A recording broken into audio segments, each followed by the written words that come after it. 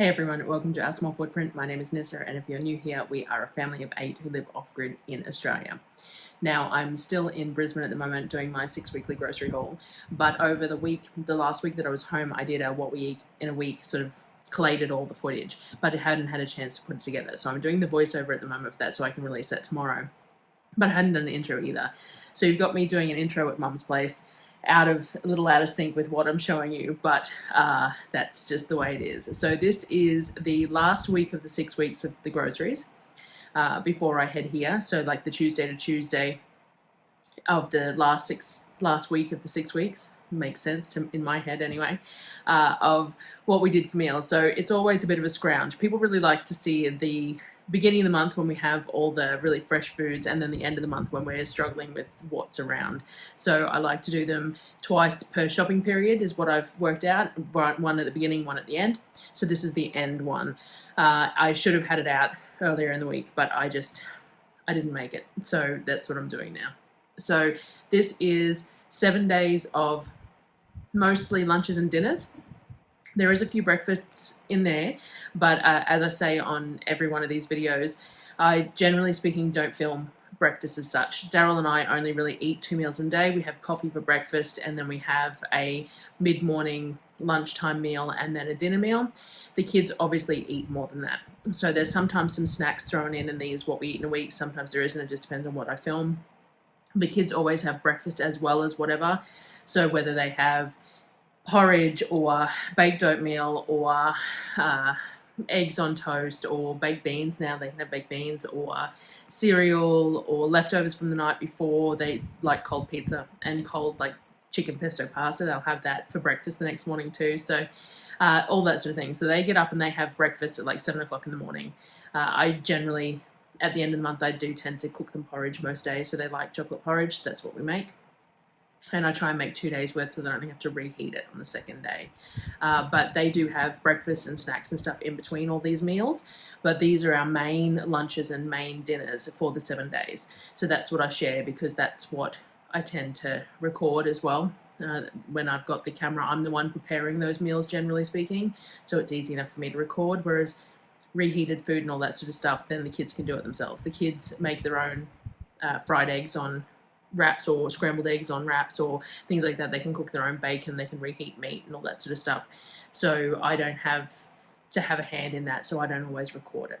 So this is what we eat in a week for the end of a 6-week shopping period. We had to scrounge a few things up. We made pie.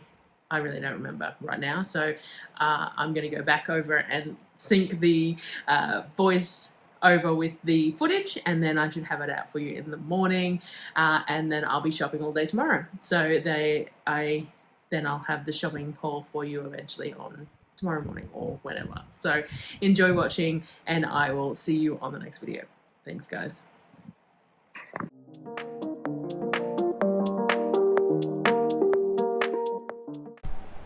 Alrighty, so the first day we're using a lot of things out of the hamper at the moment because the hamper came just before the end of the month sort of thing, which works well for us.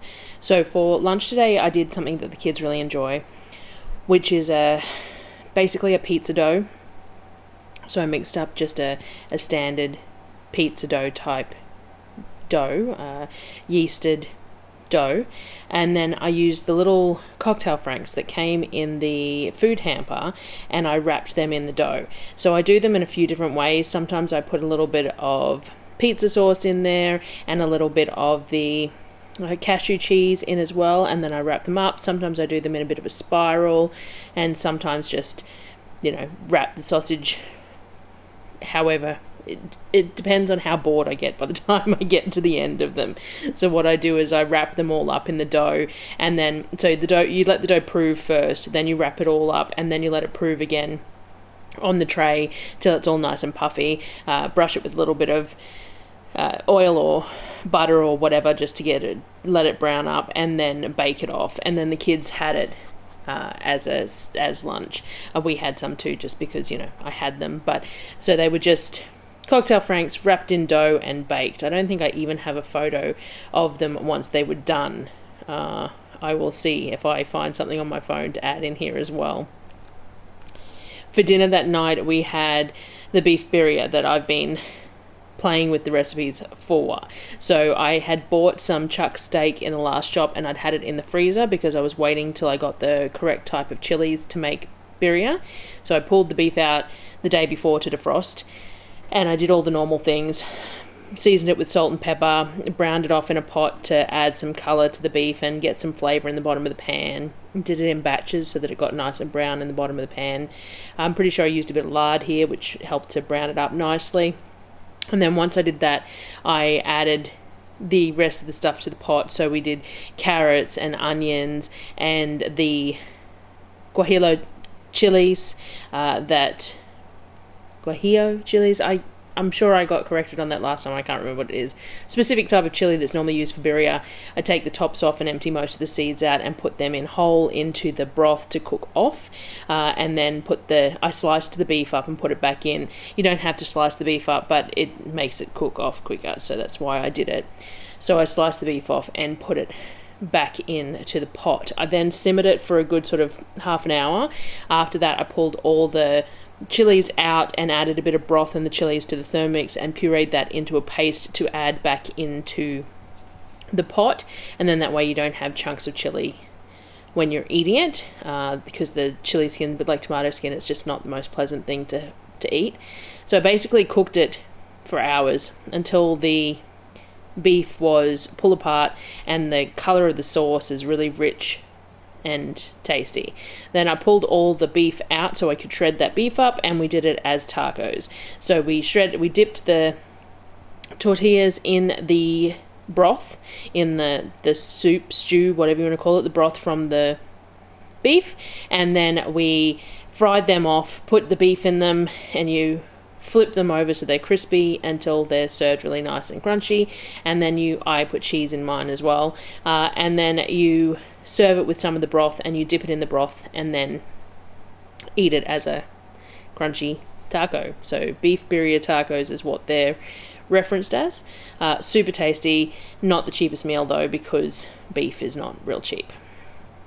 Next day, I obviously got some footage in the morning. We did chocolate porridge for breakfast. So I just make a standard porridge. It's oats, milk kefir, water, a sprinkle of sugar or honey, and some cacao powder so that it's got chocolate, normally a sprinkle of cinnamon as well, and cook it on the stove until it's the consistency that they like.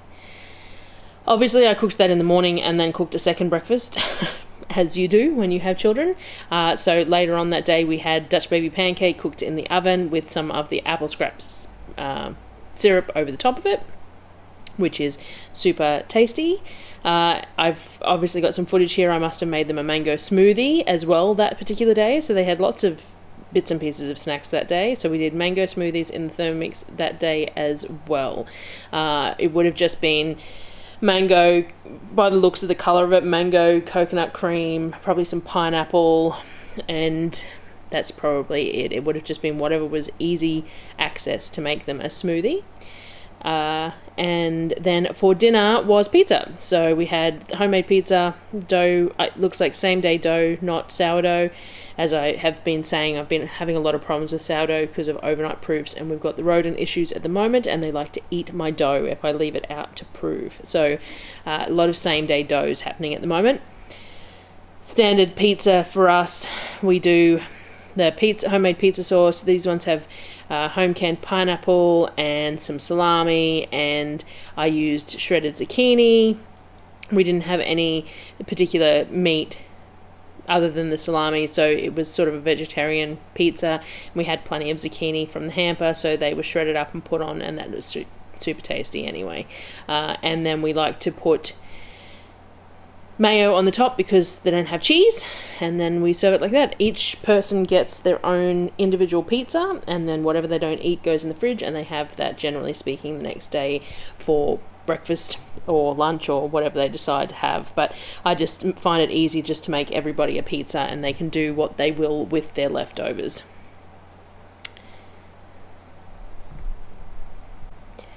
On day 3, it looks like I don't have anything for lunch to show you, so I'm guessing they had all that leftover pizza for lunch, which makes sense because pizza last night, pizza leftovers for the next day. It's pretty normal. So I don't have anything filmed here for lunch because I assume that that's what they had. For dinner, we had the chicken legs that came in a butter sauce in the hamper. They were actually pre-cooked, which I hadn't realised, but I put them in a pan to heat up anyway, to cook and heat the sauce and stuff up. I served them with a tray bake of veggies. So we had got a whole lot of corn cobs with the hamper, but it turned out that quite a lot of them were mouldy, which was unfortunate. So I cut up what was edible, the rest went to the animals. We had some cauliflower from the hamper and zucchini, and some onion. So I just sort of cut it all up and put it on a baking tray so that we could have it as roasted while the chicken legs were roasting. And then because there's not a huge amount of chicken legs there and I can't fit another tray of veggies and the chicken legs in the barbecue at the same time, I did rice to have as a side for that as well. So I just did, steamed rice absorption method. It would have been basmati or jasmine rice, either or, a long grain white rice. I used some chicken stock to cook it off in. And then once it was cooked, I also stirred through a little bit of ghee and some chicken bouillon powder as well, just to bump the flavour up because I wasn't putting anything else in it. And then we served that with the chicken legs and the veggies from the tray bake. The chicken rice was actually really well received, and Apollo has asked me to make that again a couple of times now. So I'll definitely be making that again for them. It was just, as I said, it was just rice cooked in stock with a bit of chicken bouillon powder, so they enjoyed that, and they ate the whole thing, like they came back for seconds, so that was pretty cool. So that was dinner that day.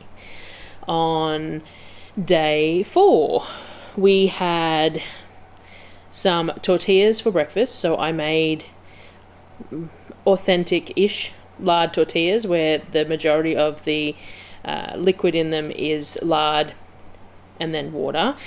So you bring the dough together, and then you want to let it sit for half an hour and then knead it again. And if it's not quite silky enough, let it sit for half an hour again and do that again, which is what I did. I just assessed it. And then each time you leave it, you just want to put a little bit of lard over the top of the dough so that it doesn't dry out, and cover it with your silicone while it's sitting. Once it's nice and silky, I split it all up into balls that were about 50 grams, weighed every few just to make sure I was still eyeballing the correct sort of size. And then I oiled them up with a bit of lard as well and left them to sit for 15 minutes just to relax again, because once you've handled the dough it gets a bit tight again. Let it relax a little bit, and then came back and started rolling them out. So I just hand rolled them, and we roll them like paper thin, because these are tortillas, so they're for wrapping things up in. So you want them really thin and flexible and soft. So when you take them off the pan, you need to put them in a tea towel or a tortilla warmer or something, because the steam that they let off as they cool keeps them nice and soft. Otherwise they can get a little bit crispy, so you want them somewhere that they're still staying within their steam. For serving them, we did them as like breakfast burritos. So Darryl had some of his marinated mushrooms, a bit of mayo, and I had scrambled up some eggs and with some chunks of bacon and stuff in them as well. The kids had the scrambled eggs and bacon and apple butter barbecue, I think, in theirs. And I had similar, just scrambled eggs and bacon rolled up in the really soft tortillas. Super tasty. The only problem with them is that the kids really like the tortillas, so they ate the entire batch of tortillas in one meal, which is fine, but at the same time it's a lot of work for a single meal. So for dinner that night, we had chicken pesto pasta was requested.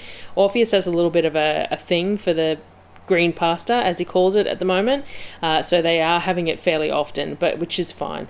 So it's just pesto, egg yolks, lemon juice, a bit of cowboy candy, a little bit of olive oil mixed through the pasta. So the pasta cooks the egg yolks into a nice creamy sauce, add a bit of pasta water if needed, and then we had grilled chicken in this one. That was the last bag of the frozen chicken pieces that I'd had from the previous shop that I had pulled out to use. And there is a short on the channel that shows you exactly how this is made. It's based off of Jamie Oliver's wonky summer pasta, and it's a favourite of Orpheus's at the moment. So we cook it fairly regularly because he really likes it. Day 5, I found a bag of hot dog sausages left in the fridge from the previous shop, and we still had some cabbage in the fridge. Wonderful thing about cabbage is that the outside few leaves go a bit yuck, but so long as you peel them off, the inside of the cabbage is perfect, and it tastes just the same. It's still crunchy and everything else. This is one of those things that if I had a cold room, you'd have them in there just about year round, because they really are so versatile and they last so well. So for lunch or breakfast or whatever you want to call it the next day, I cut up that half a cabbage and I cut up a couple of rashers of bacon that I found and fried it all off in the pan. So we had this lovely buttery fried cabbage and bacon, and then I just fried off the sausages that we had left as well and cut them up and had them with the cabbage and bacon. Now, these sausages, they're hot dog sausages, and it's really, they're not the greatest things in the world.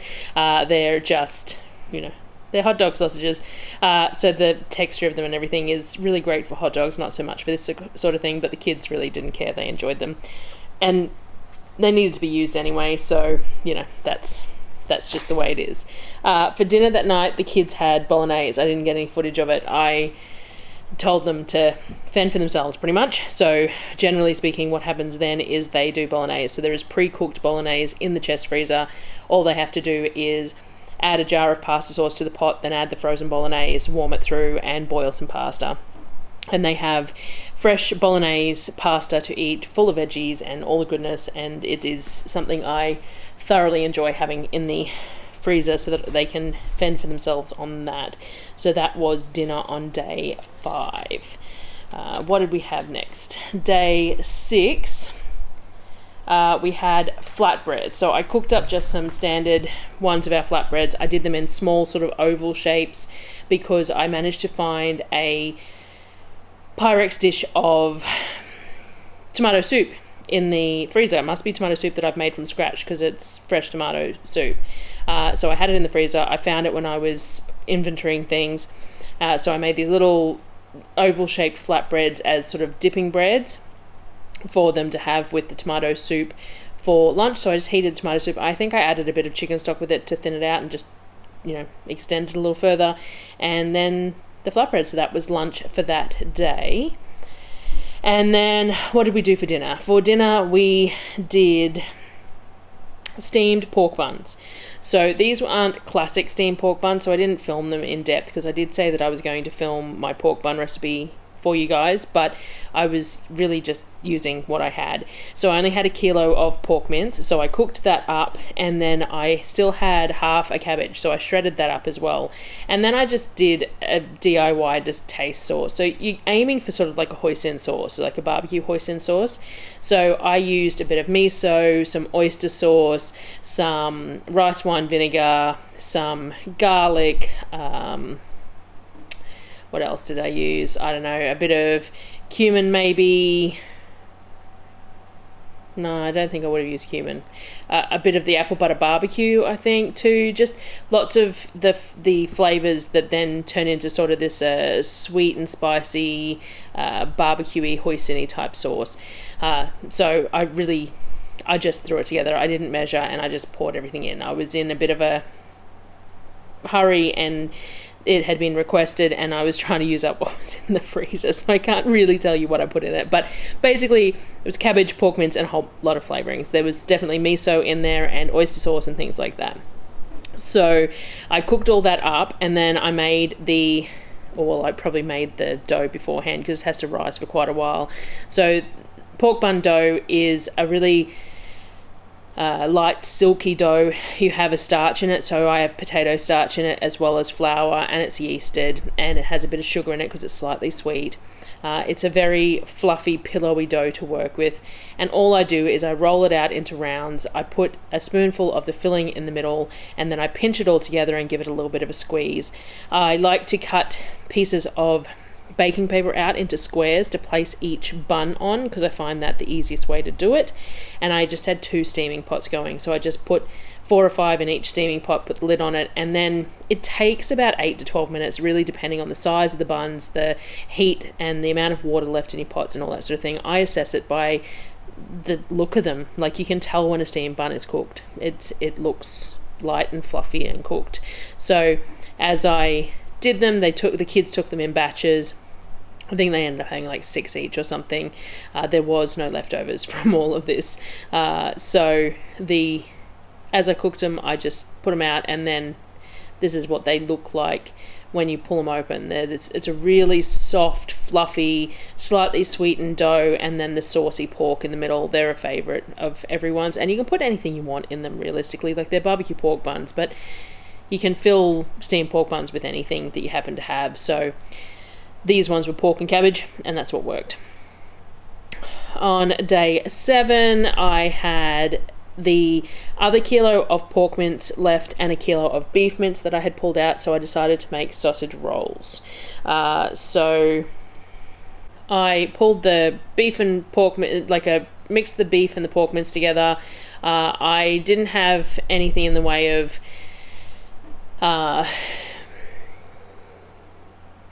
breadcrumbs or anything at the time, so I did my French onion soup mix, the dry French onion soup mix that I made. I used some of that in it, and did a really simple version of it, just the French onion soup mix and a bit of salt and pepper and that sort of thing, really basics. And then I have store-bought puff pastry that I use to roll them up in and cut them into 4s, just because that means that they cook a little bit quicker. Sprayed them with a bit of oil, sprinkled some sesame seeds over the top, and then put them in the barbecue to bake. The kids basically hoovered them before I had a chance to do much. So there's a quick clip here of what they looked like in the oven. One little tiny corner of a tray of them looked like, because they all got eaten as per usual. So that was... they are always really well received, and they're not too much hassle to make. It's a lot of pastry, and pastry's not that good for you, but at the same time pastry's tasty, so they're a good treat. So that was lunch for that day. For dinner we did fish sticks. We had fish sticks left over from the hamper, so there was a box of fish sticks. There was only 36 fish sticks in the box though, so it's not a huge amount. I didn't end up eating any of them. I had something else, I think, but Darryl had bought some potatoes from the local shop because we'd run out of potatoes, so all I did was dice them up really nice and small and then put them in the cast iron and fried them off. I did a few batches of them like that, fried them off and stuck them in a tray, and then I just oven baked the fish sticks. They're just standard fish sticks, so oven baked them in the barbecue. I also had some flatbread dough left from whenever I'd made flatbread last. It was in the fridge, so I pulled some pieces out, and maybe when I did the tomato soup, I think, so I pulled some pieces out and just fried off some small pieces so that they could have them with the fish sticks and mayo and the basically square chips, like little chunks of roast potato chip type thing. So they basically had fish and chips with a little bit of side of flatbread, and that was dinner for that night, using up that box of fish sticks that we'd got in the hamper. Now I actually have a day 8 here too, so must have had put together 8 days. So on the 8th day, so the end of that week, for lunch we had what I call fridge clean out fritters, and it's whatever veggies are left in the fridge and turned into fritters. So it was a whole bunch of zucchini and cabbage, and I used a couple of tins of corn, and then some garlic, salt and pepper, and basically I just add half a dozen eggs and then a couple of cups of flour and adjust it as needed for texture. And it ends up being a fritter dough. So just mix it up so that it's cookable, and then I just fry them off in the fry pan, and the kids have them with mayo or apple butter barbecue or just a bit of salt and pepper or whatever they want. So they're just, my version of fridge clean out fritters. You can use carrot in them, you can use sweet potato, you can use anything you want in them, but this particular lot just had the end of the cabbage, the zucchini, corn, garlic, salt, pepper, that kind of thing. They're nice with a bit of meat in them too, but I didn't have any to use at that particular time. And for dinner, I did beef pie. So earlier in the day, I made some pastry. So I do a standard 400 grams of all-purpose flour with or plain flour with 60 grams of lard, 60 grams of olive oil, and 110 grams of ice water with a pinch of salt, and it makes enough for a top and a bottom of a pie. And then I wrapped them in Glad wrap and stuck them in the fridge until I was ready for them later in the day. When I was ready to make the pie, I used a couple of jars of my canned beef to make the pie. So all I did was I drained off most of the liquid into a pot to make the gravy, and just added the gravy powder to it. I didn't do anything fancy. I just used the Maggi rich gravy powder that I get from Costco in that one, and used the liquid from the beef as the water portion of it. So I cooked that off. Once that was cooked and nice and thick, I added in the beef to that, and then stuck that in the fridge so that it could chill before I was ready to put the pies together. Later on, when I was ready to cook it, I rolled out the dough. I have this deep dish cast iron pan which works really well in the barbecue, because it's cast iron. I really do want to get myself, there's some I think it's Camp Chef brand cast iron pie dishes that are a lot shallower, because I could make 2 pies with the same amount of beef if they were shallower pies, which means that you're eating more pastry, but it also extends it a little bit, which is nice. I have thought about, last time I made pies, I discussed the fact that I could probably put more in with the pie, but realistically we just like the beef pie. So I used one of the pieces of pastry for the base and then one for the top, and I don't do anything fancy with it. I just crimp it all up and cut a slice in the top, and then bake it. So we had that, I baked that up, so we shared that between the 8 of us, the one pie. So I had mashed potato and steamed veggies and piece of pie for everyone for dinner, and other than them asking if there was more pie at the end, everyone loved it. So everyone really enjoys pies. And that was everything for the week, the last week of the 6 weeks of meals, and I hope that provided some inspiration, or some just people who enjoy watching food, and that's fine too. So I will see you guys on the next video. Bye guys.